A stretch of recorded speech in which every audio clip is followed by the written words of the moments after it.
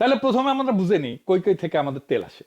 Refinery আছে, সেখানে রিফাইনারিতে যায়, মানে পরিশোধন করে ব্যবহার করা লাগে। তার বড় অংশ আসে সৌদি আরব থেকে, ইউনাইটেড আরব আমিরাত থেকে, ইরাক থেকে, মোট 63%।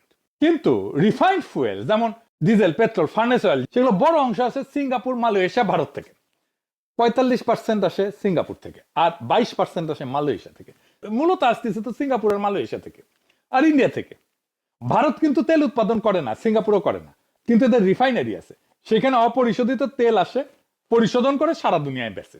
ফার্নেস অয়েল মানে যা দিয়ে বিদ্যুৎ কেন্দ্র চলে, কারখানায় যায়, মানে এটা ভারী তেল আর কি, তার 57% আসে সিঙ্গাপুর থেকে, আর 39% আসে মালয়েশিয়া থেকে। শুধুমাত্র সিএনজি আসতো মূলত মধ্যপ্রাচ্য থেকে।